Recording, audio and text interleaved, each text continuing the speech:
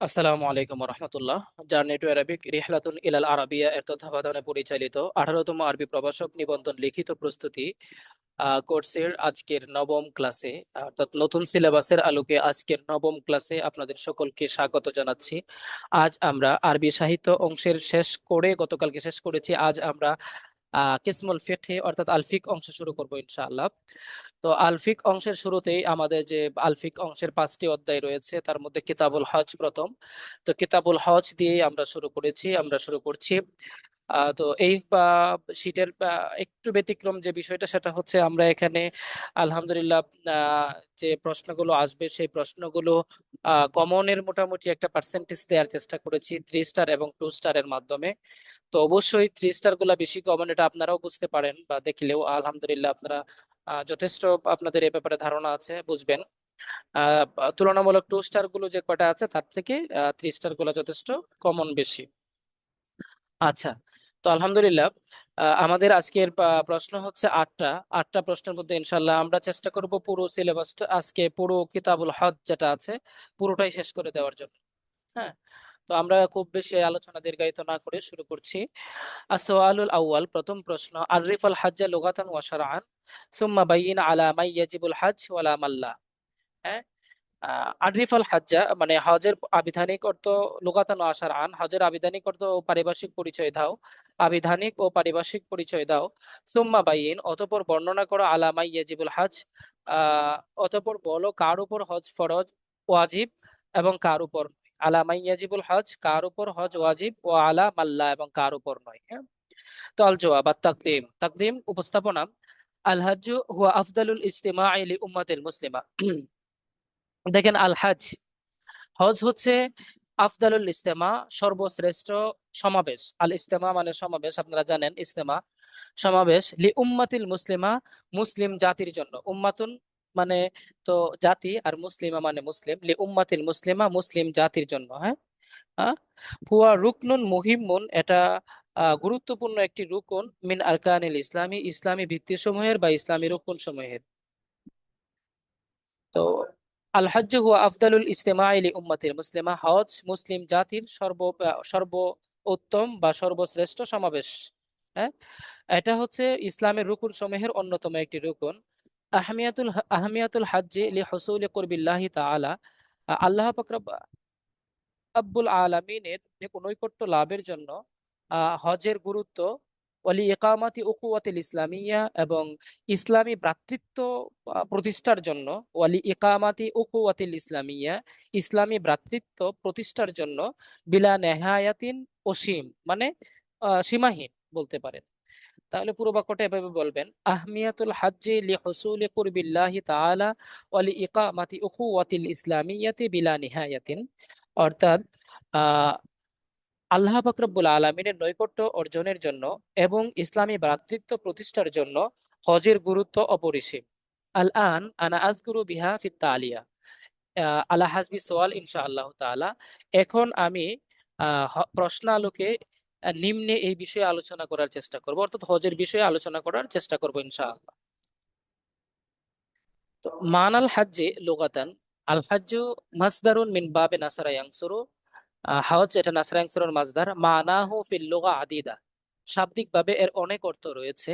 মিসলু যেমন, ক্বালা সাহিবু মুজামির রাইদ আল কাসদু, মুজামুর রাইদ গ্রন্থকার বলেন, আল কাসদু তথা ইচ্ছা করা।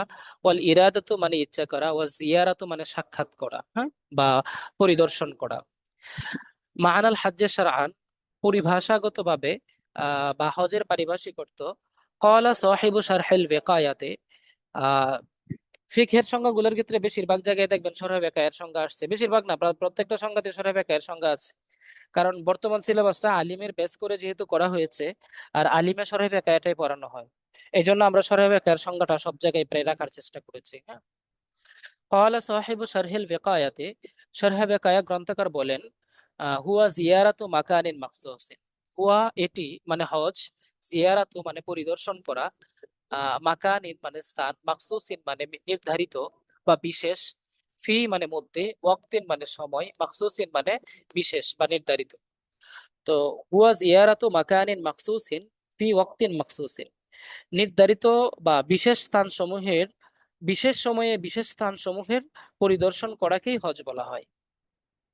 এভাবে বলবেন, বিশেষ সময়ে বিশেষ স্থান সমূহ পরিদর্শন করাকেই হজ বলা হয়। ওয়াকালা সাহিবু ফাতহিল কাদির, এবং ফাতহুল কাদির গ্রন্থকার বলেন, হুয়া জিয়ারাতুল বাইতি মাআল ইহরাম। হুয়া হজ, জিয়ারাতু পরিদর্শন করা, আল বাইতি মানে বাইতুল্লাহ, মা আল এহরাম এহরামের সাথে, ওয়াল উকুফ মানে হচ্ছে অবস্থান করা, বি আরাফাতা বা আনা আরাফাই, ফি ওয়াক্তিন মালুমিন মানে নির্ধারিত সময়ে। হ্যাঁ, তো পুরো বাক্যটার অর্থ আমরা এভাবে বলবো, হুয়া জিয়ারাতুল বাইতি মা আল এহরামি ওয়াল উকুফ বি আরাফাতা ফি ওয়াক্তিন মালুমিন। আহ ইহরাম অবস্থায় বাইতুল্লাহ শরীফ জিয়ারত করা এবং নির্ধারিত সময়ে আরাফায় অবস্থান করাকে হজ বলা হয়।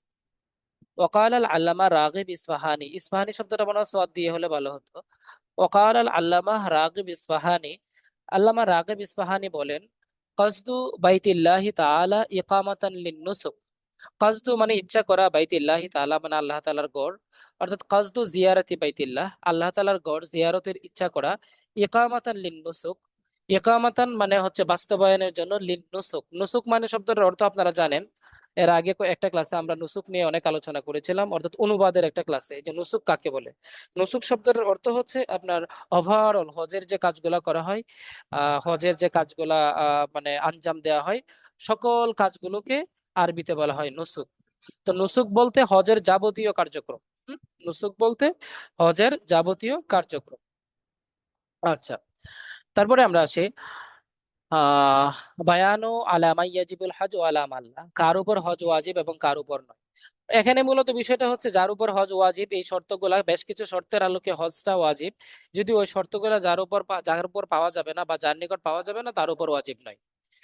ইউ জাদু যদি পাওয়া যায়, ইংদাহু তার নিকট, অর্থাৎ ওই যে যার নিকট, শুরুতুল আতিয়াতে মানে নিম্নুক্ত শর্ত সমূহ, তাজিবু আলাইহিল হজ্জ তার উপর হজ ফরজ হবে।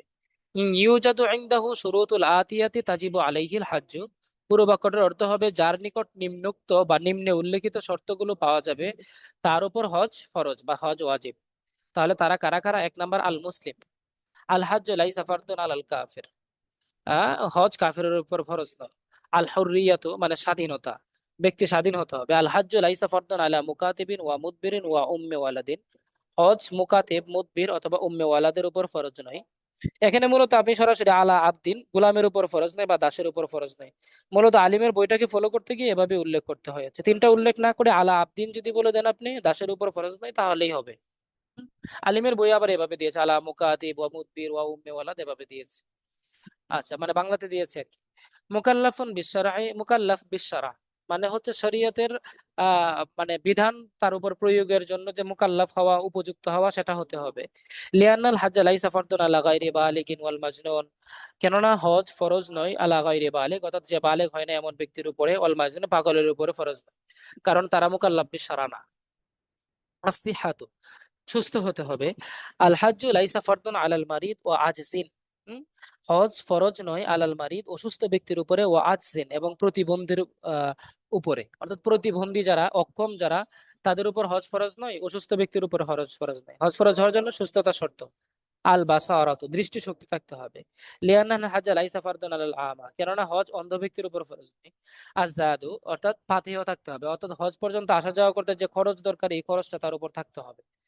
তাজিবুল হাজ্জু আলা মান হুয়া মুস্তাতিউম বিসফরি ইলা মাক্কাতা যাদান ওয়া নাফকাতান, দেখেন, হজ ফরজ হবে, ওয়াজিব হবে, আলা ওই ব্যক্তির উপরে, মান হুয়া মুস্তাতিউন যে ব্যক্তি সক্ষম, বিসাফারে সফর করতে, ইলা মাক্কাতা মক্কায়, যাদান অর্থনৈতিক ভাবে, মানে ওই যে আসা যাওয়ার যে খরচ, এই খরচ বহনের দিক থেকে, ও নাফাকাতান এবং নাফাকাতান মানে হচ্ছে ফ্যামিলির খরচ, জাহাদান মানে হচ্ছে পাথেয়, পাথেয় মানে হচ্ছে আপনার কোনো একটা জায়গায় আপনি সফর করবেন, ওই সফর করার জন্য আপনার যে খরচগুলো দরকার, এই খরচগুলো আপনার কাছে আছে কিনা, এটা বোঝানো হয়।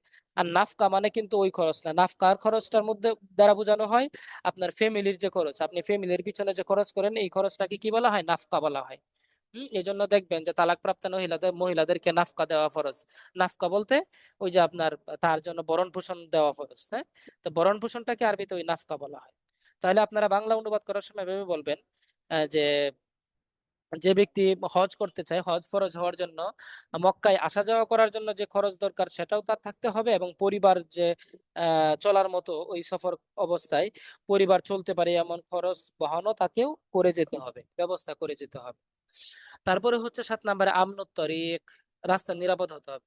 সালামাতুত তুরুকে, তরিকে না, এটা তুরুক তর উপরে একটা পেশ হবে, হ্যাঁ। সালামাতুত তুরুকে দরুরিয়ুন লিল হজ, রাস্তাগুলো নিরাপদ হওয়া দরুরিয়ুন লিল হজ, হজের জন্য জরুরি।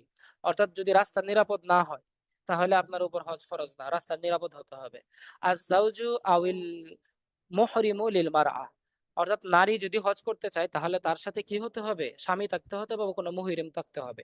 আন তুরিদাল মারআতু আন তাহুজ্জা দরুরাতুন আইয়াকুনা মাআহা জাওজুহা আও মুহরিম, কোনো নারী যদি কোনো হজ করতে চায় তাহলে তার সাথে জরুরি জরুরি হলো তার সাথে কি থাকতে হবে, তার স্বামী অথবা কোনো মুহরিম মানুষ তার সাথে থাকতে হবে।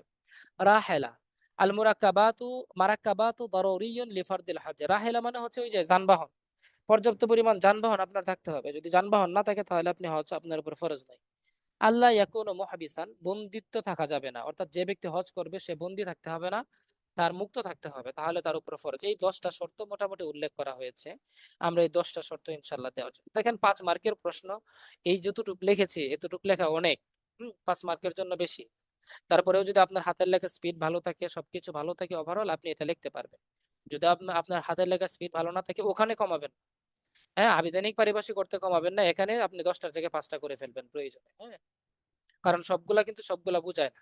মুকাল্লাফ বিশারআ বলতেই কিন্তু আপনার এই যে বেশ কিছু বিষয় চলে আসে। সিহাত বলতেই কিন্তু বাসারাত চলে আসে, এখানে বাসারাতের দরকার নাই, কিন্তু বইগুলাতে এরকম একটু বেশি বেশি করে উল্লেখ করছে, প্রশ্নটা বড় করার চেষ্টা করছে। আপনারা এগুলা সময় থাকলে দেবেন, না থাকলে দিবেন না। যেগুলো একবারে বেসিক সেগুলো অবশ্যই দিতে হবে, হ্যাঁ। আল্লাহ ইয়াকুনা মুহবিসান এটা উল্লেখ করে না করলেও কিন্তু চলতো। ওই যে হুররিয়াত, ওটাও এনাফ, এটাই এনাফ, হ্যাঁ। এরকম বেশ কিছু বিষয় আছে, এগুলা হচ্ছে আপনারা নিজেরা বুঝে নেবেন, আমি অতিরিক্ত দিয়ে দিয়েছি। সময় থাকলে দিবেন, না থাকলে কিছু বাদ দিয়ে দিবেন। আচ্ছা, তারপরে দেখেন আসওয়ালু সানি, আমাদের দ্বিতীয় প্রশ্ন, আরিফুল হাজ্জা লুগাতান ওয়া শারআন, মানে প্রশ্নের 5 মার্কের প্রশ্নের ধরনগুলো এমন হয় আর কি। এই জন্য বেশ কয়েকবার হজের সংজ্ঞাটা আসছে। সুম্মা আযকুর ফারাইদ আল হাজ্জি ওয়া ওয়াজিবাতিহি, তারপর হজের ফরজ সমূহ এবং ওয়াজিব গুলার বর্ণনা দাও, হুম, উল্লেখ করো। আচ্ছা, তারিফুল হজ মাযকুরুন ফি সুআলিস সাবিক, অর্থাৎ আগের প্রশ্নে হজের পরিচয় দেওয়া হয়েছে। আমরা এখানে কি করব, ফারাইদুল হজটা শুধু হজের ফরজ গুলো আলোচনা করব। ফিহি ইখতিলাফুন বাইনাল আইম্মাতি, মানে হজের ফরজ বর্ণনায় বা উলামায়ে কেরামের মধ্যে কি আছে, ইখতিলাফ আছে। ইনদাল ইমাম আবু হানিফা রাহিমাহুল্লাহ ফারাইদুল হজ সালাসাত, ইমাম আবু হানিফা রাহমাতুল্লাহ আলাইহির নিকট হজের ফরজ হচ্ছে 3টি। ওয়াহিয়া, সেগুলা কি কি, আল ইহরাম, আপনাকে কি করতে হবে, ইহরাম বাঁধতে হবে, ইহরাম থাকতে হবে। ক্বালা তাআলা বিহি ফামান ফারাদা ফিহিন্নাল হজ্জা, যার উপর, এটা হচ্ছে কোরআনের আয়াত, আপনারা বুঝতেই পারছেন ইহরামের ব্যাপারে একটা কোরআনের আয়াত আনা হয়েছে। ফামান ফারাদা ফিহিন্নাল হজ্জা ফালা রাফাসা ওয়ালা ফুসুকা ওয়ালা জিদালা ফিল হজ্জ, হ্যাঁ। তো যে ব্যক্তি হজ আদায় করতে চায় সে, বা যার উপর হজ ফরজ করে নেয়, সে কি করতে পারবে না, এই যে অশ্লীল অন্যায় গর্হিত কাজ করতে পারবে না, ঝগড়া করতে পারবে না হজ থাকা অবস্থায়। এইগুলা কিসের মাধ্যমে হয়, ইহরামের মাধ্যমে হয়, এটাই বোঝানো হচ্ছে। ওকুফ আরাফা, তা আরাফা ক্বালা আল্লাহু তাআলা, আল্লাহ তাআলা বলেন এই ব্যাপারে, ফাইজা আফাত্তুম মিন আরাফাতিন ফাযকুরুল্লাহ ইনদা মাশআরিল হারাম, ফাইজা আফাত্তুম মিন আরাফাত, যখন তোমরা আরাফায় কি করবে, অবস্থান করবে বা থাকবে, ফাযকুরুল্লাহ ইনদাল মাশআরিল হারাম, তখন তোমরা আল্লাহ পাক রব্বুল আলামিনের এই যে মাশআরিল হারাম, সম্মানিত যে শিয়ার গুলো আছে এগুলোর ব্যাপারে তোমরা স্মরণ করো। এই বিষয়গুলো হচ্ছে আপনার কোরআনের আয়াতগুলো আপনারা ইজিলি মুখস্থ করে, যারা হাফেজ তারা দিতে পারবেন, যারা হাফেজ না তারা একটু কষ্ট করবেন, মুখস্থ করবেন। তারপরে তওয়াফ ও জিয়ারত, হ্যাঁ, তওয়াফ ও জিয়ারত, কামা ক্বালা তাআলা ওয়ালিয়াতাওয়াফু বিল বাইতিল আতিক, তারা যেন কি করে, ওই যে বিল বাইতিল আতিক দ্বারা হচ্ছে কাবাগর, কাবাগর জিয়ারত করে বা তাওয়াফ করে, সরি তাওয়াফ করে। তো এটা হচ্ছে ফরজের মধ্যে, কারণ এটা আল্লাহ পাক রব্বুল আলামিন সরাসরি নির্দেশ দিয়েছে। এরপর আসুন বায়ান ওয়াজিবাতিল হজ, ক্বাল আল ইমাম আবু হানিফা রাহিমাহুল্লাহ ওয়াজিবাতুল হজ খামসাতুন, হজের ওয়াজিব হচ্ছে 5টা। ওয়াহিয়া, সেগুলা কি কি, আস-সাইয়ু বাইনা সাফা ওয়াল মারওয়া, বা সাফা মারওয়ায় সাই করা, কামা ক্বালা আল্লাহু তাআলা ইন্না সাফা ওয়াল মারওয়াতা মিন শাআইরিল্লাহ ফামান হাজ্জাল বাইতা আও ইতামারা ফালা জুনাহা আলাইহি আও ইয়াত্তাওয়াফা বিহিমা। সাফা মারওয়া আল্লাহ পাক রব্বুল আলামিনের শিআর, বা নিদর্শন। যে ব্যক্তি বাইতুল্লাহ হজ করবে অথবা উমরা করবে, তার জন্য এগুলা তাওয়াফ করা কোনো গুনাহের কাজ নয় বা অন্যায় নয়, সেজন্য এটা করে। আল উকুফু বি মুজদালিফা, হ্যাঁ মুজদালিফায় অবস্থান করা। আন ইবনে আব্বাস, এই ব্যাপারে একটা আয়াত আনা হয়েছে, হাদিস আনা হয়েছে রাদিয়াল্লাহু আনহু, মুজদালিফাতুন কুল্লুহা মাওকিফুন ইল্লা ওয়াদিয়া মাহাসসার। হ্যাঁ, ওয়াদিয়া মুহাসার একটা জায়গার নাম, এটা ছাড়া বাকি মুজদালিফা প্রত্যেকটাই কি মাওকিফ, সেখানে অবস্থান করতে হয়। রামিউল জিমার, কঙ্কর নিক্ষেপ, ইন্নামা জুইলা রামিউল জিমারি ওয়াস সাই বাইনা সাফা ওয়াল মারওয়া লিইকামাতি যিকরিল্লাহ। হ্যাঁ, এখানে বোঝানোই হচ্ছে রমিউল জিমার এবং সাই বাইনা সাফা ওয়াল মারওয়াতা রাখা হয়েছে যেন আল্লাহ তাআলার স্মরণ কি হয়, প্রতিষ্ঠিত হয়, বা আল্লাহ তাআলার স্মরণ থাকে, প্রতিষ্ঠিত থাকে। এরপরে দেখুন আল হালকু আল কাসরু, মানে হচ্ছে ওই যে আপনার ইয়া করা আর কি, মাথা মুন্ডানো। কাল আল্লাহ তাআলা মুহাল্লিকিন আর রুউসাকুম ওয়া মুকাসসিরিন, এই যে হ্যাঁ, আল্লাহ পাক রব্বুল আলামিন বলেন তারা তাদের মাথা মুন্ডন করে, মুকাসসিরিন এগুলো হচ্ছে আপনার এই কোরআনের আয়াতগুলো এভাবে দিয়ে দিবেন। তওয়াফিস সাদর, এবং আপনার قال النبي صلى الله عليه وسلم তওয়াফিস সাদর করা। قال النبي صلى الله عليه وسلم মান হাজ্জাল বাইতা ফালিয়াকুন আখির আহদিহি বিল বাইতি ইল্লাল হাইজ। হ্যাঁ, ওই যে তওয়াফিস সাদর, বিদায়কালীন যে মানে বিদায়ের সময় যে ইয়া করতে হয়, হ্যাঁ এটা তওয়াফ করতে হয়, এটাকে তওয়াফে সদর বলে। তাহলে জি, তাহলে এই তওয়াফটা নিয়ে একটু ইয়া হয়, অনেক সময় ঝামেলা হয়। ফরজ হচ্ছে তওয়াফে জিয়ারাত, মানে যাওয়ার সময় যে তওয়াফ, আর বিদায়কালীন যে তওয়াফ এটাকে বলা, এটা হচ্ছে ওয়াজিব। হ্যাঁ, এটা একটু মনে রাখবেন। হ্যাঁ, মান হাজ্জাল বাইতা ফালিয়াকুন আখির আহাদিল বাইতি ইল্লাল হাইদ। হ্যাঁ, হাইজগ্রস্ত না হলে, যে ব্যক্তি মানে শেষ সময়ে যখন হজের কার্যক্রম যখন শেষ হয়ে যাবে, সেজন্য কি করে, হ্যাঁ, তওয়াফটা করে। আচ্ছা, আসওয়ালু সালিস, 3 নম্বর প্রশ্ন, কাম কিসমান লিল হজ্জ ওয়া মা হুয়া আফদালুল হজ বাইয়িন। হজ কত প্রকার ও কি কি উত্তম হজ কোনটি বর্ণনা করো। আন্না লিল হজ্জে সালাসাতু আকসামিন, সালাসাতুন হয়ে গেছে, সালাসাতু আকসামিন হবে। দেখেন এটা একটু এরাবগত ভুল হয়েছে। আন্না লিল হজ্জে সালাসাতু আকসামিন, হ্যাঁ, সালাসাতু পেশ, আকসামিন দুই জের। ওয়াহিয়া কামায়ালি, হ্যাঁ, 3 প্রকার হজের 3 প্রকার, সেগুলো কি কি, হজ্জুন ইফরাদুন হুয়া আইয়ুহরিমাল ইনসানু বিল হজ্জে ওয়াহদাহু। এটা হচ্ছে মানুষ শুধুমাত্র বা হাজি শুধুমাত্র ইহরাম বাঁধবে হজের নিয়ত করে, তখন সেটা হবে হজ্জে ইফরাদ। এরপরে হজ্জুন তামাত্তুন, উম, হজ্জুন তামাত্তুন, আহ হজ্জে তামাত্তু হুয়া আইয়ুহরিমাল ইনসানু বিল উমরাতে, আইয়ুহরিমাল ইনসানু, মানুষ ইহরাম করবে, বিল উমরাতে উমরার জন্য, ওয়াহদাহা শুধু, আহ, মানে যখন যিনি হজ করবেন তিনি ইহরাম বাঁধবেন শুধু উমরার নিয়ত করে, ওয়াহদাহা মিনাল মিকাত, মিকাত থেকে, ফি আশহারিল হজ্জে, হজের সময়। অর্থাৎ হজ করতে যাচ্ছেন কিন্তু তিনি মিকাত থেকে হজের নিয়ত করবেন না, শুধু উমরার নিয়ত করে তিনি ইহরাম বাঁধবেন হজের মাসে, হজের মাসে। অতঃপর সেখানে উমরা পালন করার পরে তারপরে তিনি ওইখানেই কি করবেন, আবার মেয়া করবেন, হজের ইহরাম করবেন, সেটাকে হজ্জে তামাত্তু বলা হয়। আর হজ্জুল কেরান হুয়া আইয়ুহরিমাল ইনসানু বিল উমরাতে ওয়াল হজ্জে মাআন, অর্থাৎ হজ্জে কেরান হচ্ছে আহ হাজি উমরা এবং হজ দুইটার একসাথে ইহরাম বাঁধবেন। এই 3 প্রকারের হজ রয়েছে। আহ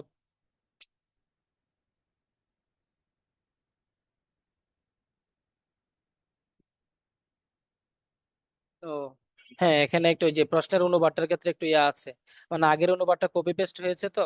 সুম্মা উযকুর ফারাইদ আল হজ্জ ওয়াজিবাতিহি, হজের আবিদা, আরিফাল হজ্জ লুগাতান ওয়া শারআন, ভালো করে একটু লক্ষ্য করেন সবাই। আরিফাল হজ্জ লুগাতান ওয়া শারআন, হজ এর আবিধানিক ও পারিভাষিক পরিচয় দাও। সুম্মা উযকুর ফারাইদ আল হজ্জ ওয়াজিবাতিহি, অতঃপর হজ এর ফরজ এবং ওয়াজিব গুলা বর্ণনা করো, উল্লেখ করো। হ্যাঁ, এখানে চলে আসছে কি, অতঃপর বর্ণনা করো হজ কার উপর ফরজ, কার উপর ফরজ না, ওই যে 1 নম্বর প্রশ্নের অনুবাদ, এই জায়গাটা একটু কষ্ট করে চেঞ্জ করে নিবেন। অতঃপর হজের ফরজ এবং ওয়াজিব গুলা বর্ণনা করো। হ্যাঁ, আমরা সবাই ইনশাল্লাহ যে আরবিটা দেখেই পড়বো, বাকি সাপোর্টিং হিসাবে বাংলাটা, এটা তো আসলে বোঝার মতো তেমন কোনো বিষয় না, তারপরেও এইটা একটু চেঞ্জ করে নিবেন, কারণ অনেকেই হয়তো বা আরবিটা বুঝতে কষ্ট হতে পারে। আচ্ছা, তারপরে আসেন, উম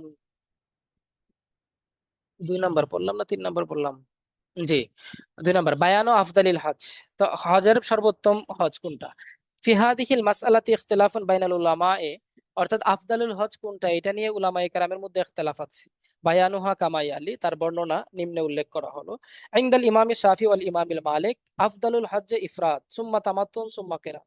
তাদের মতে কি, হজ্জে ইফরাদ, প্রথমে হজ্জে ইফরাদ, তারপরে তামাত্তু, তারপরে কিরাত। দালিলুহুমা, তাদের দলিল, এখানে এত বড় গ্যাপ হয়ে গেল কিভাবে। দালিলুহুমা ক্বালা আল্লাহু তাআলা ওয়ালিল্লাহি আলান নাসি হজ্জুল বাইত মান ইসতাতা ইলাইহি সাবিলা, মানুষের উপর হজ ফরজ, হ্যাঁ, যে তার প্রতি সক্ষমতা রাখে বা হ্যাঁ, যে হজ করতে সক্ষম হয়। হ্যাঁ, তাদের মতে হজ্জে তামাত প্রথমে হচ্ছে হজ্জে ইফরাত। কারণ এখানে আল্লাহ পাক রাব্বুল আলামিন শুধু হজের ব্যাপারে নির্দেশনা দিয়েছেন। তারপরে আন জাবিরিন রাদিয়াল্লাহু আনহু আর নবী সাল্লাল্লাহু আলাইহি সাল্লাম আফরাদা বিল হজ, রাসূল সাল্লাল্লাহু আলাইহি সাল্লাম শুধু হজ্জে ইফরাত করেছেন। অর্থাৎ তাদের পক্ষে একটা কোরআনের দলিল আর একটা হাদিসের দলিল। দেখেন 5 মার্কের প্রশ্ন আপনি এত কিছু দিতে পারবেন না। হ্যাঁ, আবার অনেকেই পারবে যারা একটু টাইম ম্যানেজমেন্ট সম্পর্কে সচেতন, হাতের লেখার স্পিড অনেক ভালো, তারা কিন্তু এগুলো সব দিতে পারবে। যদি আপনার মনে হয় যে না, আপনি মানে টাইম ম্যানেজমেন্ট নিয়ে আপনার একটু প্রবলেম হচ্ছে, তাহলে আপনি শুধু এই মতামত গুলা দিবেন, দলিল দেওয়ার দরকার নেই। ইংদা শাফি ওয়াল মালিক আফদালুল হজ্জে ইফরাত সুম্মা তামাত্তু সুম্মা কেরান। তারপরে দিবেন ইংদাল ইমামে আহমদ ও আফদালুল হজ্জে তামাত্তু। দলিলুহুমা, আপনি যদি মনে করেন টাইম ম্যানেজমেন্ট হচ্ছে না, তাহলে এতটুকু দিয়ে মানে সবর করবেন। ইনদা আবি হানিফা রাহিমাহুল্লাহ তাআলা ওয়া সুফিয়ান সাউরি ওয়া ইসহাক আফদালুল হজ্জে কিরান। তাদের নিকট হজ্জে কিরান উত্তম।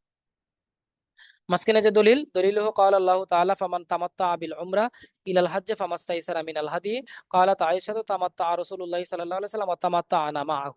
হ্যাঁ, আয়েশা রাদিয়াল্লাহু তাআলা বলতেছেন কি, ফামান তামাত্তা বিল উমরা, যে ব্যক্তি তো উমরার জন্য আগের দলিলটার কোরআনের আয়াতটার অর্থ, ফামান তামাত্তা বিল উমরা ইলাল হজ্জ, যে ব্যক্তি হজের আহ, উদ্দেশ্যে উদ্দেশ্যে উমরার জন্য শুধু ইহরাম বাঁধে, ফামা ইস্তাইসারা বিল মিনাল হাদি, সে যেন কি করে, হাদি হাদি করে নেয়, এবার কুরবানিটা করে নেয়। এই যে তামাত্তু উত্তম, এখানে তামাত্তুর ব্যাপারে আল্লাহ তাআলা বলছেন। তারপরে কালাত আয়েশা রাদিয়াল্লাহু তাআলা আনহা থেকে বর্ণিত একটা হাদিস, তামাত্তা রাসূলুল্লাহ সাল্লাল্লাহু আলাইহি ওয়াসাল্লাম তামাত্তা আনা মাহা, রাসূল সাল্লাল্লাহু আলাইহি ওয়াসাল্লাম হজ্জে তামাত্তু করেছেন, আমরাও তার সাথে হজ্জে তামাত্তু করেছি। তাদের পক্ষেও কিন্তু দলিল আছে। এখানে আমাদের ইমাম আবু হানিফা রাহমাতুল্লাহ আলাইহি মুরব্বী মানুষ, উনি কি বলেন, উনি বলতেছেন ও সুফিয়ান সাউরি ওয়া ইসহাক, তার সাথে আরো সুফিয়ান সাউরি এবং ইসহাক রাহমাতুল্লাহ আলাইহি আছেন। মুরব্বী মানুষ বলতেছেন আফজালুল হজ্জে কিরান, তিনি বলতেছেন হজ্জে কিরান হচ্ছে উত্তম। দলিল, তার দলিল হচ্ছে ক্বাল আল্লাহু তাআলা আতিমুল হজ্জ ওয়াল উমরাতা, আল্লাহ পাক রব্বুল আলামিন নির্দেশ, যে সরাসরি হজ্জের আয়াত, যে আতিমুল হজ্জ ওয়াল উমরাতা, তোমরা হজ এবং উমরা একসাথে আদায় করো। আন উম্মে সালামা রাদিয়াল্লাহু তাআলা আনহা ক্বালাত সামিতু রাসূলুল্লাহ সাল্লাল্লাহু আলাইহি ওয়াসাল্লাম ইয়াকুলু আহিল্লু ইয়া আলি মুহাম্মদ, হে আলে মুহাম্মদ তোমরা কি করো, বি উমরাতা ফি হজ্জিন, আহিল্লু মানে হচ্ছে আপনার ইয়া করা আর কি, কি বলে হজটাকে আপনার আহ, আরে এই যে ভুলে গেলাম, মানে আহিল্লু ইয়া আলী মোহাম্মদ বি উমরাতা ফি হাজ্জিন, হে মুহাম্মদের পরিবার তোমরা হজের ক্ষেত্রে, আরে এখন আর মনেই হবে না, যেটা গেছে একবারে হারায় গেছে। তো এই বিষয়টা হচ্ছে আহিল্লু হালাল হালাল করো। আচ্ছা, তো ইংদা ইমাম আবু হানিফা রাহিমাহুল্লাহ তাআলার ব্যাপারে যে এটা এখন এতগুলো কিন্তু আপনি দিতে পারবেন না। হ্যাঁ, দেখা যাচ্ছে এই প্রশ্নটা কিন্তু এভাবে নাও আসতে পারে। প্রশ্নটা এভাবে আসতে পারে যে আরিফাল হাজ্জা সুম্মা বাইয়িন মা হুয়া আফদালুল হজ, তখন কিন্তু হজের 3টা সংজ্ঞা দিয়ে হ্যাঁ আপনি কিন্তু এত কিছু লিখতে নাও পারতে পারেন। তো আপনাকে 5 মার্কের প্রশ্ন 5 মার্কের মতো করে আপনাকে সাজিয়ে নিতে হবে। প্রশ্ন যত বড়ই হোক, দেখতে মনে হবে অনেক বড়, কিন্তু মার্ক তো 5। আপনাকে ওই 5 মার্কের প্রশ্ন যেমন হয় ঠিক সেভাবে আপনাকে কি করতে হবে, সাজিয়ে নিতে হবে। ঠিক আছে, এটা একটু মনে রাখবেন। সাউন্ড তো কম হওয়ার কথা না ভাই, আপনি একটু দেখেন তো, একটু হেডফোন টেডফোন লাগাই নেন। সাউন্ড তো আমি বাড়ায় নিয়েছিলাম আজকে শুরুতেই, তারপরেও দেখছি আচ্ছা আরো বাড়ায় নেই, চলো সে দেওয়া যাবে না। আচ্ছা, তারপরে আসুন, কি গেল, 4 নাম্বার প্রশ্ন, আসওয়ালুর রাবে, মা হুয়াল হজ্জুল আকবার, হজ্জে আকবর কোনটা, হালিল হজ্জু ওয়াজিবুন আলাল ফাওর আম আলাত তারাখি, হজ্জে আকবর কাকে বলে, হজ ফরজ হওয়ার পর পরই আদায় করা জরুরি নাকি বিলম্বের সাথে। এখন এখানে বিষয়টা হচ্ছে যে হজ ফরজ হওয়ার পর পরই কি আদায় হওয়া জরুরি কিনা, যদি দেখেন এখানে উচ্চস্তর একটা একটা বেশি আসছে। মানে যখন হজ কারো উপর হজ ফরজ হবে, তখন কি সাথে সাথে কি হজটা আদায় করতে হবে, নাকি পরে আদায় করলেও চলবে বা বিলম্বের সাথে আদায় করলেও চলবে, এই বিষয়টা ক্লিয়ার করতে বলছে। আল মুরাদু বিল হজ্জিল আকবর, হজ্জুল আকবর বলতে কোন হজ উদ্দেশ্য, ইখতালাফাল ফুকাহাহু ফি বায়ানে বিল মুরাদ বিল হজ্জিল আকবর, হজ্জে আকবরের পরিচয় বর্ণনা করতে গিয়ে বা উদ্দেশ্য বর্ণনা করতে গিয়ে ফুকাহায়ে কেরাম ইখতিলাফ করেছেন। এখানে যে ইখতিলাফ গুলো আছে সেই ইখতিলাফ গুলো আপনাকে স্পষ্ট করে দিতে হবে। বায়ানুহা কামায়ালি ইনদা জমহুরিল ফুকাহা, জমহুর ফুকাহায়ে কেরাম বলেন যে ফাই ইয়াকুনু ইয়াউমু আরাফাতা ইয়াউমুল জুমআতি ফাহুয়াল হজ্জুল আকবার, যদি জুমার দিন ইয়াউমে আরাফা দুইটা মিলে যায় একসাথে, তখন এটাকে হজ্জে আকবার বলবে। অর্থাৎ সব সময় তো এরকম মিলে না। হ্যাঁ, কোইন্সিডেন্ট অনেক সময় দেখা যাচ্ছে মিলে যায়, যে জুমার দিন হজ্জে, মানে আবার হজের দিন আরাফার দিন একসাথে হয়ে গেল, তখন এটাকে বলা হবে হজ্জে আকবার। আবার ইনদা শাফিঈ আল মুরাদু বিল হজ্জিল আকবার আল হজ্জুল ইফরাদ। হ্যাঁ, হজ্জে ইমাম শাফি তার ওনার নিকট হচ্ছে ওই যে ইফরাদ, উনি ইফরাদ নিয়ে থাকে আছেন আর কি, যে হজ্জে ইফরাদটা হচ্ছে ওনার নিকট হজ্জে আকবার। আর ইনদা বাদিল ফুকাহা আহ কারো কারো নিকট আল মুরাদু বিল হজ্জিল আকবার আল হজ্জুল মাকবুল, মানে হজটা যদি কবুল হয় তখন সেটা হজ্জে আকবার, কবুল না হলে যে দিনই হোক যেভাবেই হোক এটা হজ্জে আকবার না। আর সাউন্ডের বিষয়টা হচ্ছে কি, আসলে জানেন আমি যতই বাড়াই, মানে আপনার আমার যে ল্যাপটপ বা আপনি যেটা বলেন হেডফোন, আমার তো লজিটেকের হেডফোন, তার কিন্তু একটা আছে, মানে সাউন্ডের কিন্তু একটা সে আপনার মোটামুটি একটা মেজারমেন্ট বজায় রেখে চলে। অতিরিক্ত সে নিবে না, নিতে চায় না, অতিরিক্ত নিলে ক্ষতি হতে পারে, মানে মেশিনের ক্ষতি হতে পারে বা আপনার ম্যাটেরিয়ালস এর ক্ষতি হতে পারে। এই জন্য সে একটা মেজারমেন্ট অটোমেটিকলি, আপনি যতই বাড়ান বা যতই কমাতে চান, আপনি সে একটা মেজারমেন্টে নিয়ে যায়, ওই যে অটোমেটিক। হ্যাঁ, যত সেটআপই দেন না কেন, এই জন্য সাউন্ড যেটা থাকে আশা করি ঠিক থাকে। হঠাৎ করে যদি কখনো প্রবলেম হয়, আপনারা একটু মোবাইলের সাউন্ডও বাড়ায় নেবেন, না হলে একটা হেডফোন নিয়ে নেবেন। হ্যাঁ, মেজারমেন্টটা বজায় রাখে হেডফোনে এবং ল্যাপটপে। হ্যাঁ, আচ্ছা। তারপরে আমরা আসি ইংদাল হানাবেলাতে, হানাবেলা মানে হানাবেলা মানে ওই যে আহমদ ইবনে হাম্বল রহমতুল্লাহ আলাইহির অনুসারী, হাম্বলি মাযহাব যারা, আল মুরাদু বিল হজ্জিল আকবর আল হজ্জুত তামাত্তু, হজ্জুল আকবর দ্বারা হজ্জে তামাত্তু উদ্দেশ্য। ইংদা বাদিল আহনাফ, আহনাফের নিকট আল মুরাদু বিল হজ্জিল আকবর হজ্জুল কিরান, আহনাফও বলেন হজ দ্বারা হজ্জে কিরান উদ্দেশ্য, ওই যে যে হজ উত্তম সেটাই হজ্জে আকবর। ঠিক আছে। হ্যাঁ, তারপর হানাবি নিকট এখানে পাঁচটা মত উল্লেখ করা হয়েছে, পাঁচটা মত উল্লেখ করে দিয়েছি, যদি আপনাদের সময় থাকে আপনারা পাঁচটাই উল্লেখ করবেন, না হলে দুই একটা কম দিবেন, সমস্যা নাই। আল হাজ্জু ওয়াজিবুন আলাল ফাওর আম আলা তারাখি, হজটা কি মানে দ্রুতই আদায় করতে হয় ফরজ হওয়ার পর পরই, নাকি দেরিতে আদায় করা যায়? ফি হাযিহিল মাসালাতি ইখতিলাফুন বাইনাল ফুকাহা, এই মাসলাটার মধ্যে ফুকাহায়ে কেরামের মধ্যে ইখতিলাফ আছে। কি ইখতিলাফ? আল কাউলুল আউয়াল আল কাউলুস সানি, দুইটা কৌল আছে। এক নাম্বার কৌল ইন্নাল হাজ্জা মাতলুবুন আলা তারাখি, অর্থাৎ হজটাকে দেরিতে আদায় বিলম্বের সাথে আদায় করা যাবে। হুয়া কৌলু আবি হানিফা ওয়া শাফিঈ ওয়া মুহাম্মদ, এই কৌলটা হচ্ছে ইমাম আবু হানিফা, শাফিঈ, মুহাম্মদ, বড় বড়রা একসাথে। দালিলুহুম, তাদের দলিল হচ্ছে আতিমুল হাজ্জ ওয়াল উমরাতা, আহ আল্লাহ পাক রব্বুল আলামিনের বাণী, তোমরা হজ এবং উমরা পালন করো।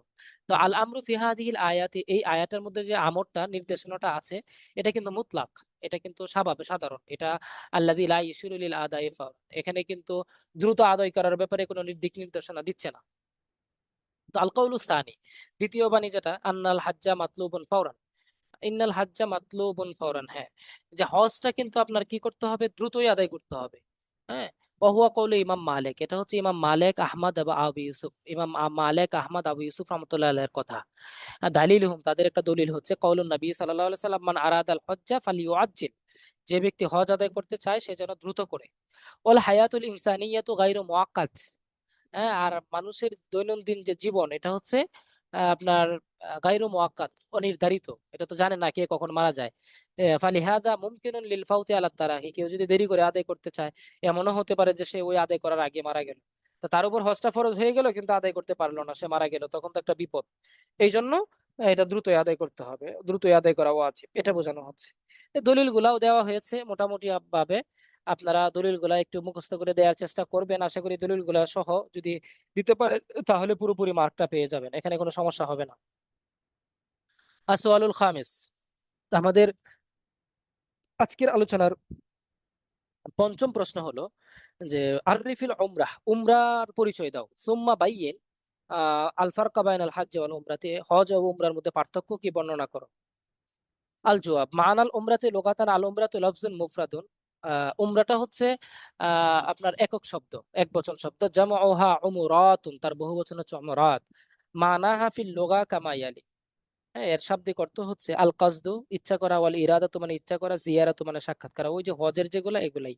হ্যাঁ, তবে এর আরেকটা অর্থ মানে বলা হয় আপনার আবাদ করা, এটার আরবি হচ্ছে আজার, মানে আবাদ করা। হ্যাঁ, ওইটাও হয়, আপনারা চাইলে ওইটাও দিয়ে দিতে পারেন, অথবা এই তিনটা দিলেই হবে। মানাল উমরাতি শারআন, উমরার পারিভাষিক অর্থ হচ্ছে, কালা সাহিবু ফিকহিল ইসলামী, ইসলামী ফিকহুল ইসলামী গ্রন্থকার বলেন, প্রণেতা বলেন, আল উমরাতু হুয়া কাসদুল কাবাতি লিন নুসকি, ওই যে নুসক আসছে আবার। তো উমরা হচ্ছে কাবা শরীফ জিয়ারতের নিয়ত করা, লিন নুসকে হজের কার্যাবলী আদায় করার জন্য। হজের কার্যাবলী বলতে কি বোঝানো হচ্ছে, হুয়া তোয়াফ ওয়া সাই, অর্থাৎ তোয়াফ এবং সাই, শুধু সাই। অর্থাৎ হজের তো আরো অনেক কাজ আছে, হ্যাঁ, ওই কাজগুলা বাদ দিয়ে শুধু তোয়াফ এবং সাই গুলা করার জন্য নিয়ত করা। قال صاحب شرح الوقاية শরহ ওয়াকায়া প্রণেতা গ্রন্থকার বলেন, আল উমরাতু হিয়া জিয়ারাতুল বাইতিল হারামি আলা ওয়াজহিন মাখসুসিন, বিশেষ উদ্দেশ্যে, হ্যাঁ, বাইতুল হারাম বা অর্থাৎ বাইতুল্লাহ জিয়ারত করা এটাকে বলা হয় উমরা। হুম। এখানে কিন্তু ওই যে হজের এই ফরজগুলো আদায় করতে হবে, নির্দিষ্ট সময় হতে হবে, এগুলো কিন্তু বলা হয় নাই। এই সংজ্ঞাটা আর হজের সংজ্ঞাটার মধ্যে এই পার্থক্যটা আছে। কালাল আল্লামা আইনি রাহিমাহুল্লাহ হিয়া তাওয়াফুল বাইতি ওয়াসাই বাইনা সাফা ওয়াল মারওয়া মুহরিমান, অর্থাৎ মুহরিম অবস্থায় সাফা মারওয়া সাই করা এবং বাইতুল্লাহ তাওয়াফ করাকেই উমরা বলা হয়। এই হচ্ছে উমরা এবং উমরার সংজ্ঞা। তা আল ফারকু বাইনাল হজ্জি ওয়াল উমরাতে লুগাতান, দেখেন আমি আপনাদেরকে ওই যে আগে যারা প্রিভিয়াস ক্লাস করেছেন, ওই যে আমাদের আগের সিলেবাস অনুযায়ী যারা ক্লাস করেছেন তারা জানেন, আমি আপনাদেরকে বলেছিলাম যে পার্থক্য বর্ণনা বিভিন্নভাবে পার্থক্য বর্ণনা করা যায়। দেখবেন অনেকের অনেকগুলো শীটে, আমি এটা একবারে আরো বেশ কয়েকটা কোর্সের শীটগুলো দেখলাম যে তারা গদবাদা একটা পার্থক্য বর্ণনা করছে।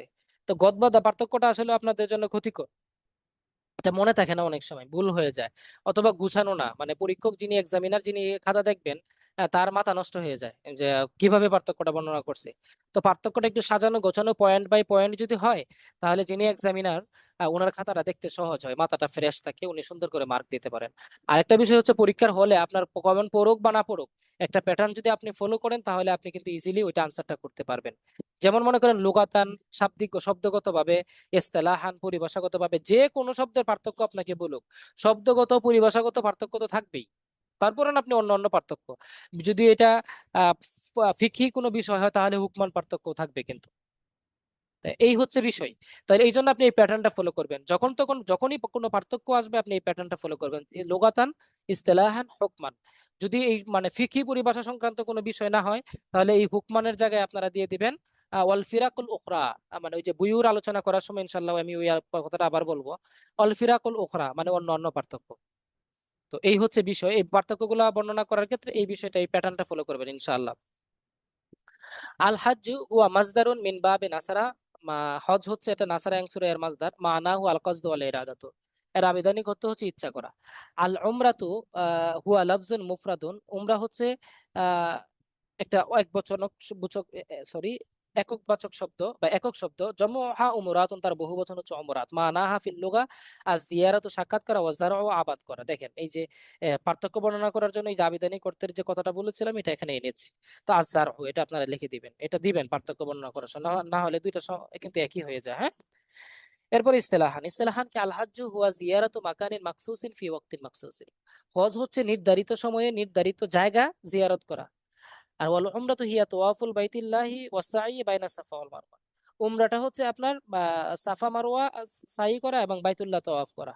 এটা মানে কোনো নির্ধারিত সময় নাই, এই জন্য এটাকে উমরা বলা হচ্ছে। এরপরে হুকমান, দেখেন হুকমান কতগুলো পার্থক্য আসছে, 1 2 3 4 5, পাঁচটা পার্থক্য আসছে। পয়েন্ট বাই পয়েন্ট আপনি ইনশাল্লাহ আলোচনা করবেন, পরীক্ষার হলে দিবেন, খাতায় লিখবেন।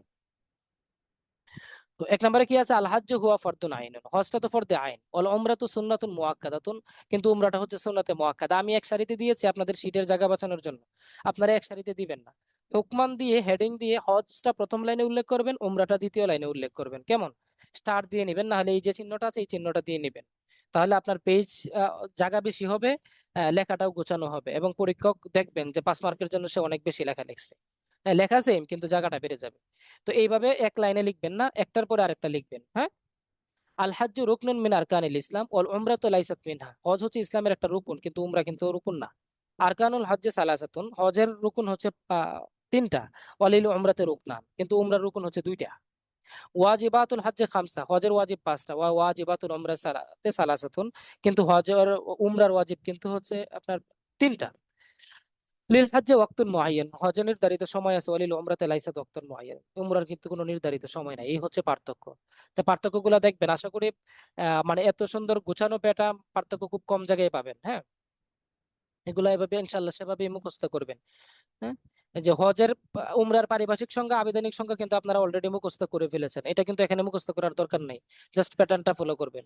আর এগুলা কিন্তু নর্মালি আমরা সবাই জানি, জাস্ট একটু মনে করবেন যে এগুলো আমরা জানি, তাহলে ইনশাল্লাহ হবে, মুখস্থ করার প্রয়োজন পড়বে না।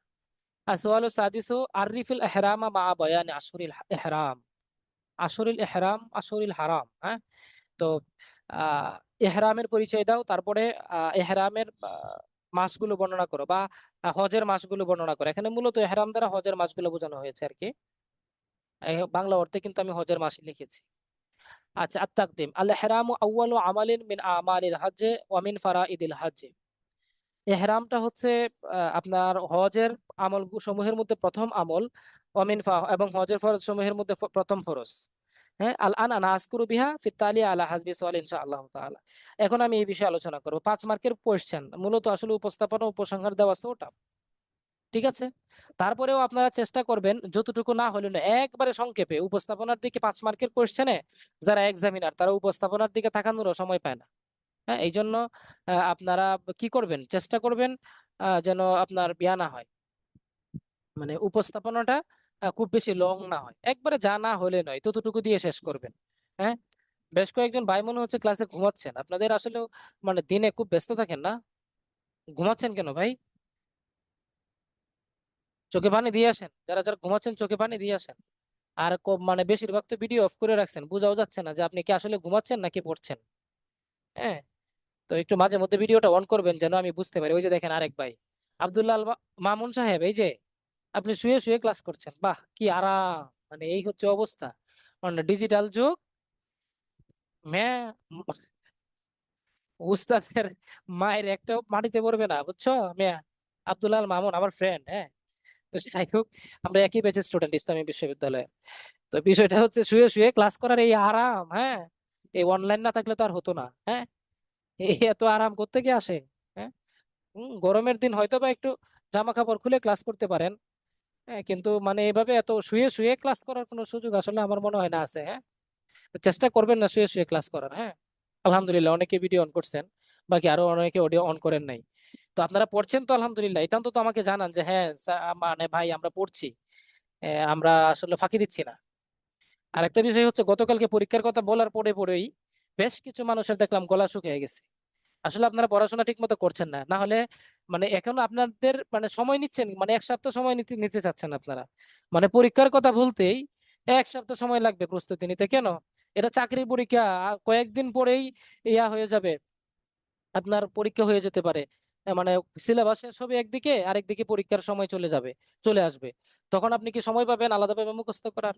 হ্যাঁ, এইগুলা যে শীট গুলা দেওয়া হচ্ছে, আমি তো মনে করছিলাম একবার নিষেধ করে দিব যে ভাই শীট প্রিন্ট করবেন না, মুখস্থ করবেন পিডিএফ দেখে দেখে মানে দেখে দেখে হ্যান্ড নোট করবেন, তারপর মুখস্থ করবেন। তাহলে আপনার মানে দ্রুত গতিতে আপনার পড়াটা মুখস্থ হবে।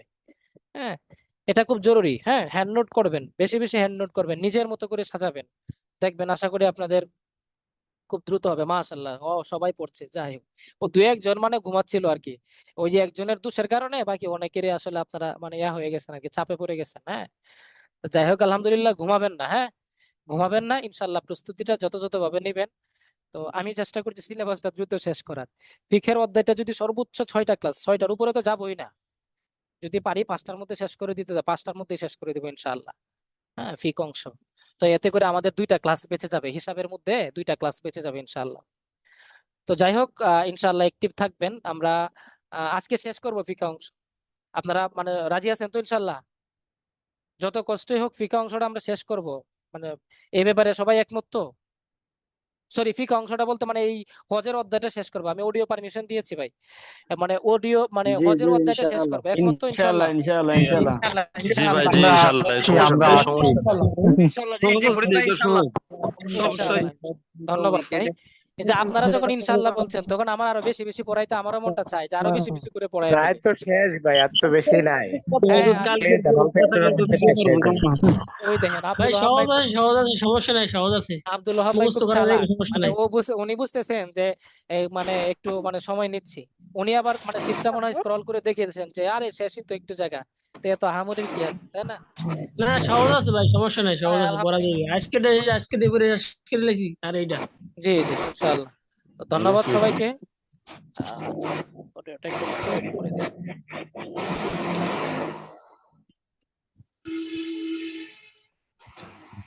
হজরত, কালকে পরীক্ষাটা না দিলে হয় না আমার, কারণ কামিল পরীক্ষা তো সামনে। পরীক্ষা তো কালকে না, পরীক্ষা তো শুক্রবারে।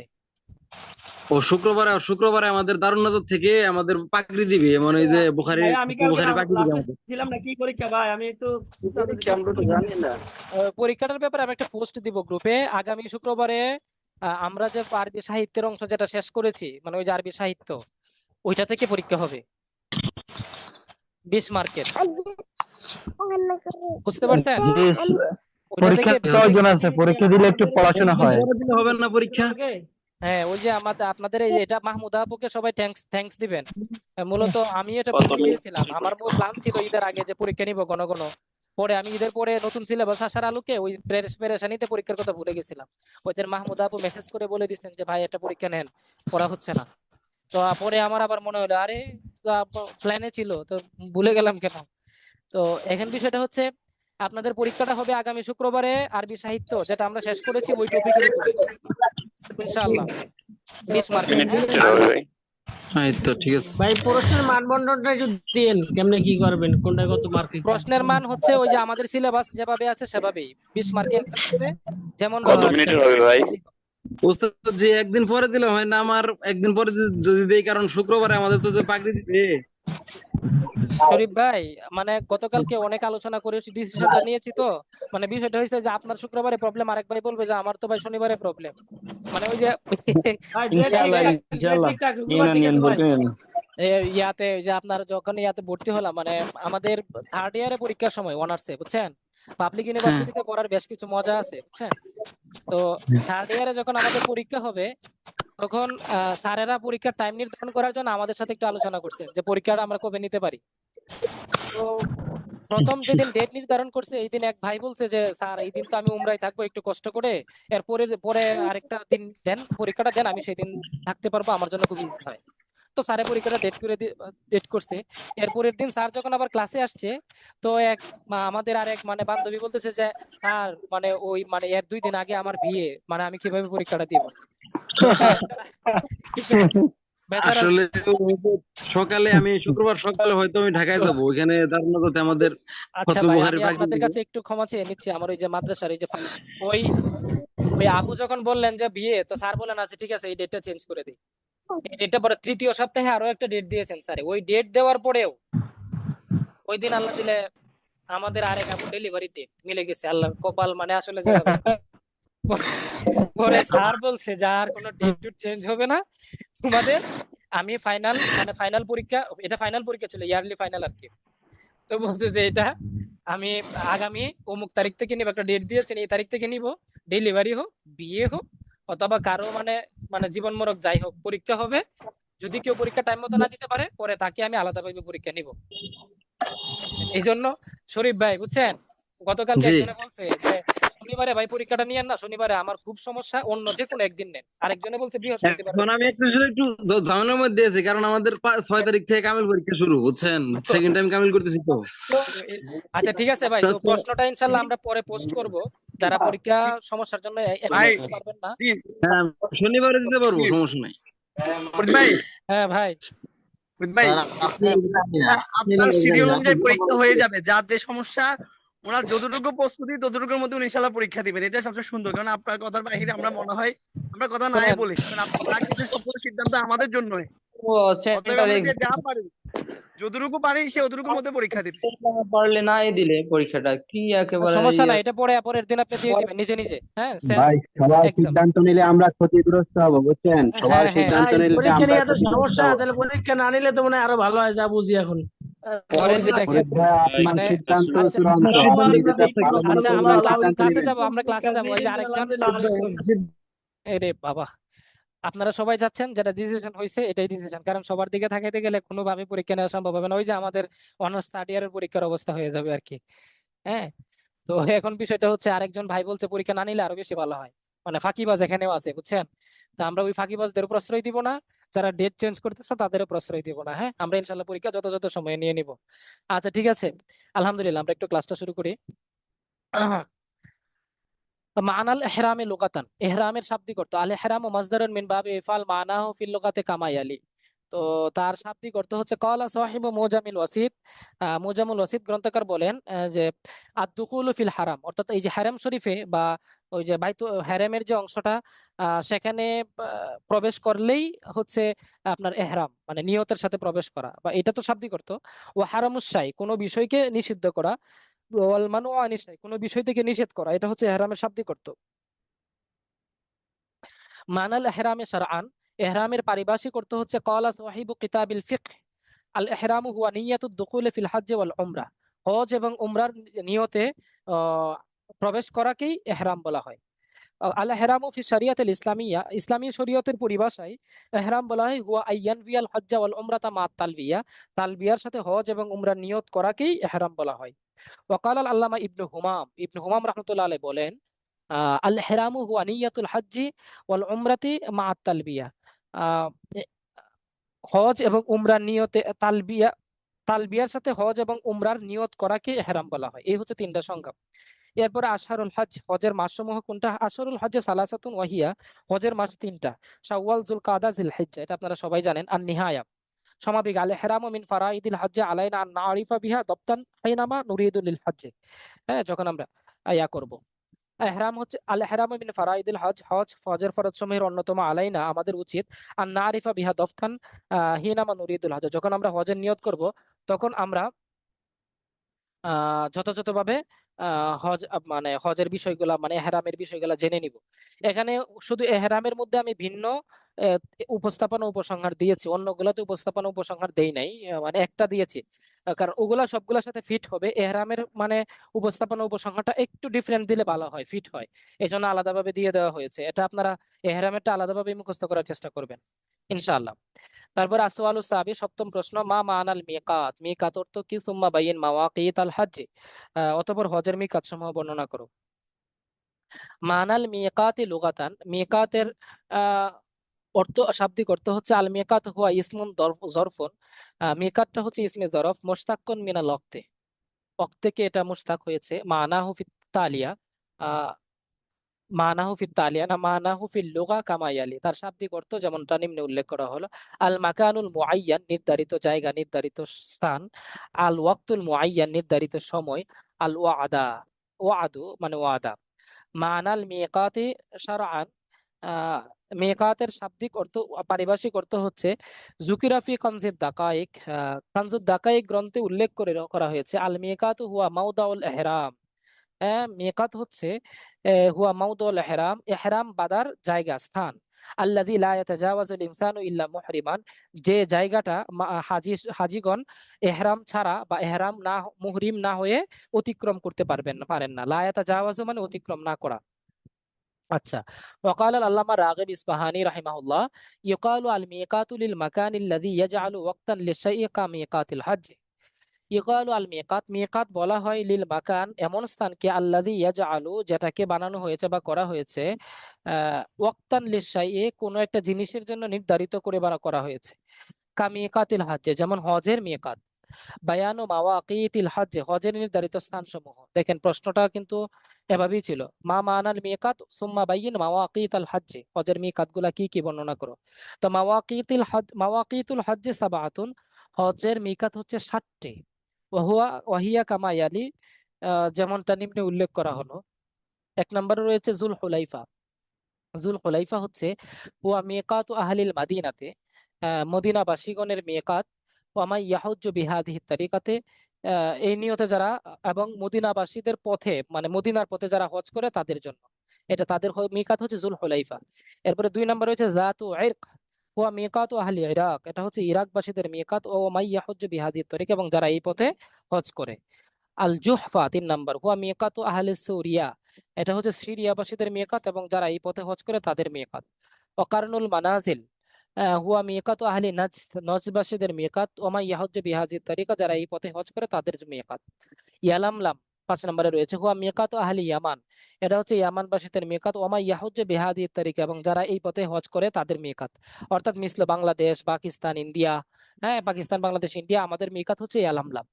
তারপরে হচ্ছে হিল্লুন, হিল মানে হুয়ালি আহলি খারিজিল মক্কা ওয়া দাখিলি মিকাত, হুয়ালি খারিজি মক্কা, মক্কার বাহিরে যারা অবস্থান করে কিন্তু মিকাতের ভিতরে, অর্থাৎ যে মিকাতগুলো উপরে আলোচনা করা হয়েছে এই মিকাতগুলোর ভিতরে তাদের অবস্থান, কিন্তু মক্কার বাহিরে, তাদের মিকাত হচ্ছে হিল। হুম তারপরে রয়েছে আত-তানঈম, ওয়ালি আহলে মক্কা, মক্কাবাসীদের নিকট হচ্ছে আত-তানঈম। হজ এটা অনেক বড় সৌভাগ্যের একটা বিষয়, অনেকে টাকা থাকার পরে হজ করতে পারে না। হজ এটা আমাদের মনের মানে একটা কাঙ্ক্ষিত বাসনা হওয়া উচিত, মানে শুধু কাঙ্ক্ষিত বাসনা না, মানে আমার মনে হয় যে এটার জন্য মানে, এবং হজ এটা এমন একটা বিষয়, মানে এটা মানে আলোচনাটা আসলে আমার অনেক সময় মনে হয়, আমাদের এক স্যার বলতেন যে হজ আমি কখনো করতে পারবো কল্পনাও করে করি নাই, হ্যাঁ, কিন্তু আমি নিয়ত করছিলাম এবং দোয়া করতাম আল্লাহর কাছে রেগুলার হজ করার। আল্লাহ তাআলা আমাকে হজের সুযোগ দিয়েছেন খুবই সম্মানের সাথে। তো এই জন্য হজ এটা হচ্ছে সম্পূর্ণ নিয়তের উপর অনেকটা নির্ভরশীল। অর্থনৈতিক যে বিষয়টা আছে, যারা আল্লাহ তাআলার কাছে দোয়া করে এবং পুঙ্খানুপুঙ্খানু নিয়ত করে, অনেক মানুষ আছে যারা মোটো ন্যূনতম সামর্থ্য থাকে না, তারাও আলহামদুলিল্লাহ হজ করে চলে আসে। তো এই জন্য হজের নিয়ত রাখবেন, আল্লাহ তাআলার গড়টা জিয়ারত করা, রাসূল সাল্লাল্লাহু আলাইহি সাল্লামের রোজাটা জিয়ারত করা। দুনিয়াতে আসলাম, যদি এই জায়গাটা নাই প্রদর্শন করতে পারি, পরিদর্শন করতে পারি, তাহলে কিভাবে বিদায় নিব? এটা মনে একটা কষ্ট থেকে যায়। অলওয়েজ নিয়ত করতে হবে এবং দোয়া রাখতে হবে আল্লাহ তাআলা যেন আমাদের সকলকেই হজের তৌফিক দান করেন। সকলেই আমিন বলে নিবেন। আচ্ছা, আসওয়ালু সামিন, উযকুরিল আশিয়া আল মামনুআতি ফি হালাতিল ইহরাম, ইহরাম অবস্থায় কোন কোন বিষয়গুলো নিষিদ্ধ, এই বিষয়গুলো আলোচনা করো। হ্যাঁ, তো এই বিষয়গুলো কি কি আছে? বয়ানুল আশিয়া ইল মামনুআতিল্লাতি ফিল হজ, হজ অবস্থায় বেশ কিছু কাজ নিষিদ্ধ। قال আল্লাহ তাআলা, আল্লাহ তাআলা রেফারেন্স স্বরূপ একটা আয়াত আপনি দিয়ে দিতে পারেন, ফালা রাফাসা ওয়ালা ফুসুকা ওয়ালা জিদালা ফিল হজ, হজের মধ্যে কোনো ধরনের অশ্লীল, কোনো ধরনের গর্হিত বা অনাচার, কোনো ধরনের ঝগড়া বিবাদ নেই। ফি হাযিহিল আয়াতিল কারিমাতি নাহাল্লাহু সুবহানাহু ওয়া তাআলা আন বা'দিল আশিয়া লিল হজ, এই আয়াতের মাধ্যমে আল্লাহ পাক রব্বুল আলামিন বেশ কিছু বিষয়ে হজে আদায় করে, মানে হজে বেশ কিছু বিষয় নিষিদ্ধ করেছেন। ওয়াহিয়া কামায়ালি, সেগুলো নিম্নে উল্লেখ করা হলো। এক নম্বরে রয়েছে আর রাফসু, রাফসুন মানে হচ্ছে তো ওই যে অশ্লীল গর্হিত কাজ, আল ফুসুক মানে বিশৃঙ্খলা, আল জিদাল মানে ঝগড়া বিবাদ, সয়দুল বাররে মানে হচ্ছে ওই যে আপনার ইয়ার আর কি, সমুদ্রে মানে কোনো ধরনের শিকার করা, আল ইশারাতু ইলা সয়দে, শিকারের দিকে ইঙ্গিত করা, আর দালালাতু আলা সয়দে, শিকারের প্রতি ইঙ্গিত করা, এটাও সেম কাছাকাছি। আর তাতিবু, হ্যাঁ, সুগন্ধি গ্রহণ করা। মাশাল্লাহ, মাহমুদ আপু বললেন যে গত বছর আল্লাহর ঘর দেখার সৌভাগ্য হয়েছে, আলহামদুলিল্লাহ, আমিন, আল্লাহ তাআলা কবুল করেছেন, ধন্যবাদ। তারপরে রয়েছে কালামুল ইসফার, হ্যাঁ, আপনার নখ কাটা, তারপরে আল হালকো, হ্যাঁ, আল হালকো, হালকো মানে হচ্ছে আপনার হালক করা, তো এটা মনে বাই মিস্টেক হইলো কিনা। আচ্ছা, কাসু শারিবে, হ্যাঁ, তারপরে মুচ কাটা, এটা দুইবার আসছে। লুবসু সাউবিন মুখাইয়াতিন মানে সেলাই করা কাপড় পরিধান করা, লুবসুল খুফাইন মোজা পরিধান করা, হ্যাঁ, তারপরে মাস্তুর রাসে চিরুনি করা মাথা চুল, ইস্তেমালু যাই তেল ব্যবহার করা, নিকাহ, হজে গিয়ে আপনি বিবাহ করতে পারবেন না। সাতরুল ওয়াজহি ওয়াল রাসে, মাথা এবং চেহারা ঢাকা যাবে না। হ্যাঁ, লুবসু সাউবিল মাসবুগিন বিজাফারান, জাফান রঙের কোনো কাপড় পরিধান করা যাবে না। এরপরে গাসলুর রাসি, আহ, আপনার এই আরে মাথা ধোয়া যাবে না। ওয়াল হাইয়াতি বিল খিতমিয়ে মানে খিতমিয়ুন দ্বারা এটা করা যাবে না। তারপরে নাবতুল ইবিতি, ওই যে বগলের লোম কাটা, ওইটা করা যাবে না। লাবসুল আমামাতি, পাগড়ি পরিধান করা যাবে না। এই সকল বেশ কিছু কাজ। ওভারঅল এখানে 20টা আপনাকে দিতে হবে এমন কোনো কথা নয়। ওভারঅল মোটামুটি আপনি মুখস্থ করে যাবেন, 10-15টা যাই পারেন দিয়ে আসবেন। হ্যাঁ, যদি মনে করেন খুব বেশি কম পারছেন, তাহলে একটু একটু ব্যাখ্যা করে দিবেন। হ্যাঁ, বুঝছেন, মনে করবেন মানে প্রশ্ন তো 5 মার্কের, মনে করেন আপনি এখানে 20টা মুখস্থ করে গেছেন, আপনার 15টা মনে মনে আছে বা 10টা মনে আছে, আপনি কি কি করে কি তখন কি করবেন? তখন আপনাকে তো মূলত 5 মার্কের আনসারের মতো প্রশ্নটা বানাইতে হবে। তখন ওই যে কথাগুলো আর লিখবেন না, এই পয়েন্টগুলোতে একটা একটা লাইন করে ব্যাখ্যা দিয়ে দিবেন, তখন দেখবেন এটা 5 মার্কের না 7 মার্কের কোয়েশ্চেন হয়ে যাবে। হ্যাঁ, এই চেষ্টাগুলো করবেন। বেশ কিছু কৌশল আছে, আপনি খাতাতে মার্ক পাওয়ার জন্য বেশ কিছু কৌশল আছে, এই কৌশলগুলো যদি আপনি অবলম্বন করেন, প্রশ্ন কমন না পড়লেও 10 মার্কের কোয়েশ্চেন আপনি 8 পাবেন। কৌশলগুলো শুধু অবলম্বন করতে হবে, কারণ আপনি যে সিলেবাসটার আলোকে প্রশ্নটা আহ, পরীক্ষাটা দিতে গেছেন, এই সিলেবাসটা তো পড়ে গেছেন। হয়তোবা আপনি একটা প্রশ্ন পড়েছেন, এই প্রশ্নটা আসেনি, অন্য একটা প্রশ্ন আসছে, তখন আপনি কি করবেন? আপনি কি উত্তর দিবেন না উত্তর দিবেন বুঝে এমন ভাবে উত্তরটা দিবেন, মানে প্যাটার্ন ঠিক রাখবেন, মানে এই প্রশ্নের গুলো আপনি কোন প্যাটার্নে পড়েছেন সেই প্যাটার্ন গুলো ঠিক রাখবেন। প্যাটার্ন গুলো ঠিক রেখে এমন ভাবে সাজাবেন এবং কিছু লেখা নিজে থেকে এমন ভাবে অ্যাড করবেন যে প্রশ্নটা 5 মার্কের প্রশ্ন, মোটামুটি 2 পেজ লিখতে হয়, 1.5 পেজ, মানে পেজ মিনিমাম লিখে আসবেন। প্যাটার্ন ঠিক রাখবেন, তাহলে পরীক্ষার মানে যিনি পরীক্ষক, সবসময় যে উনি খাতা একবারে লাইন বাই লাইন, সব পরীক্ষক যে খাতা লাইন বাই লাইন দেখে, বিষয়টা তো এরকম নাও হতে পারে। যেমন এই যে আপনার দুঃখজনক ভাবে মানে প্রিপারেশন আপনি 100% খাতা দিবেন, কারণ অনেক সময় পরীক্ষক এমন ভালো ভালো পরীক্ষক আলহামদুলিল্লাহ আপনার ওই যে বিভিন্ন সরকারি কলেজের প্রভাষক যারা আরবি প্রভাষক তারা খাতা দেখেন, বিসিএস ক্যাডার। আবার অনেক সময় ঢাকা আলিয়ার বিসিএস ক্যাডার যারা আরবি প্রভাষক তারাও খাতা দেখেন। হ্যাঁ। তো গত বছর এমন 17তম আমরা যারা পরীক্ষা দিয়েছি, 200 খাতা এমন একজন প্রফেসর নিয়েছিলেন। তো আলহামদুলিল্লাহ, আল্লাহর হাওলা, উনি, আমি বলবো না উনি কোন প্রতিষ্ঠানের, মানে মানে পরবর্তী একটা গোপন সূত্রে মানে খবরটা পেয়েছি আর কি, উনি খাতা নিয়ে হজে চলে গেছেন। খাতা নিয়ে হজে চলে যান না, মানে খাতা নিয়ে বাসায় রেখে হজে চলে গেছে। তো এর মধ্যে এনটিআরসি চাপ দিচ্ছে খাতা দেওয়ার জন্য, এনটিআরসি দ্রুত রেজাল্ট দিবে। 17তমদের নিয়ে ব্যাপক দ্রুত কাজ করার চেষ্টা করছে এনটিআরসি। তো আলহামদুলিল্লাহ, উনি পরে কি করবেন, উনি, ওনার বউ, ওনার ওয়াইফ আর ওনার মেয়ে ওই ঢাকা আলিয়ার স্টুডেন্ট। তো আহ, তাদেরকে বলছে একটু খাতাগুলো কোনো রকম কষ্ট করে দেখে, মানে মোটামুটি বুঝে, যতটুকু বুঝে দেখে দিয়ে দাও। বেচারা মহিলা মানুষ, অনেকদিন আগে লেখাপড়া ছেড়ে দিচ্ছে। মেয়ে মানুষ, সেও খাতা দেখছে। সব মেয়ে তো আর সমান হয় না, অনেক মেয়ে আলহামদুলিল্লাহ ইন্টেলিজেন্ট হয়। তো তারা খাতা দেখছে। তো মোটামুটি এভারেজে মার্ক কেউ সহ তাদের ওই 200 খাতার মধ্যে কেউ মার্ক আপনার ইয়ার পায়, মানে 65 নিচে পায় নাই, 80-র উপরেও পেয়েছে অনেকে। তো এরকম দুর্ঘটনা অনেক সময় ঘটে যায়। তো আপনার খাতাটা যদি এরকম একটা কোনো একজন আল্লাহর ওলির কাছে পড়ে যায়, হ্যাঁ, হ্যাঁ, বুজুর্গের কাছে পড়ে যায়, আর আপনি যদি প্যাটার্নটা ফলো করে কমন নাও যদি পরে লিখে দিয়ে যদি আসতে পারেন, আপনি 85ও পেয়ে যেতে পারেন, 80ও পেয়ে যেতে পারেন। এই জন্য কখনো কি করবেন না, প্রশ্ন স্কিপ করবেন না, বাদ দিবেন না। প্যাটার্ন ফলো করবেন, প্যাটার্ন ফলো করে উপস্থাপনা উপসংহার ঠিক রাখবেন। মাঝখানে যে ইনফরমেশন গুলো আছে মানে আবিধানিক পারিভাষিক পর্যন্ত হলে ওইরকম ভাবে দিবেন। প্যাটার্নটা ফলো করে আপনি ওইভাবে মোটামুটি ধারণা করে একটা উত্তর দিয়ে আসবেন, মিস করবেন না। তাহলে দেখবেন আপনি আলহামদুলিল্লাহ একটা ভালো মার্ক পেয়ে যাবেন। বুঝে আসছে? তো এই বছর কিন্তু আপনার 17তম যারা পরীক্ষা দিয়েছে, লিখিত পরীক্ষা, যে রচনাটা যেটা আসছিল, এটা কিন্তু কারো কমন পড়ে নাই, শুধু আমাদের না, মানে যারা পরীক্ষা দিয়েছে কারো কমন পড়ে নাই। তো আলহামদুলিল্লাহ, যাদের আরবি বেসিক ভালো তারা কিন্তু যথাযথভাবে দিতে পারছে। তো 10 মার্কের কোয়েশ্চেন এই রচনাটা আমি আলহামদুলিল্লাহ 8 পেজ দেখে দিয়ে আসছিলাম, মানে 10 মার্কের প্রশ্ন 8টা পৃষ্ঠা ওটাতে লিখে আসছিলাম, প্রশ্ন তো কমন পড়ে নাই। কিন্তু মূল বিষয়টা হচ্ছে প্যাটার্ন ঠিক রেখে, মানে শিরোনাম শিরোনাম বাই কোরআনের আয়াত, শিরোনাম বাই কোরআনের আয়াত, রচনা লেখার একটা প্যাটার্ন আছে। তো ওইটা হচ্ছে এইভাবে দিয়ে আসছে। আবার আরো অনেকেই দিয়ে আসছে, আলহামদুলিল্লাহ তারাও ভালো মার্ক পাইছে। তো একজন আপনার 78 পেয়েছেন। তো উনি ষষ্ঠ হয়েছেন 17তম ব্যাচে। তো উনি বললেন যে এই প্রশ্নটা যে আমি কি লিখছি আমি নিজেও জানি না। তো খাতা আলহামদুলিল্লাহ কে দেখছে আল্লাহ জানে। এই জন্য কখনো মিস করবেন না। আপনাদের প্রতি একটা পরামর্শটা আমি এটাই দিব, এই জন্য কখনোই আপনি আনসার ছাড়বেন না। যেভাবেই হোক 100 আনসার করে আসবেন, এবং প্যাটার্ন ঠিক রাখার চেষ্টা করবেন। সর্বোচ্চ চেষ্টা করবেন কারেক্ট আনসার করার, এবং নিজের জ্ঞান থেকে সর্বোচ্চ চেষ্টা করে আসবেন। তারপরেও বাহিরে যদি দিতে হয় কিছু, তো উল্টাপাল্টা হবেই। তো আশা করি সেভাবে পরীক্ষা দিবেন। ধন্যবাদ সবাইকে। আজকের ক্লাসটা আলহামদুলিল্লাহ খুব বেশি লম্বা হয় নাই, আমাদের 1 ঘন্টা হয়েছে আর কি। 9টা 10-এ ক্লাস শুরু করেছিলাম, 10টা 9 হয়েছে, 10টা 10 হয়েছে। তো সবাই ভালো থাকবেন, সুস্থ থাকবেন। এই কামনা করে আজকের ক্লাসটি শেষ করছি। আসসালামু আলাইকুম ওয়া রাহমাতুল্লাহি ওয়া বারাকাতুহু। সরি।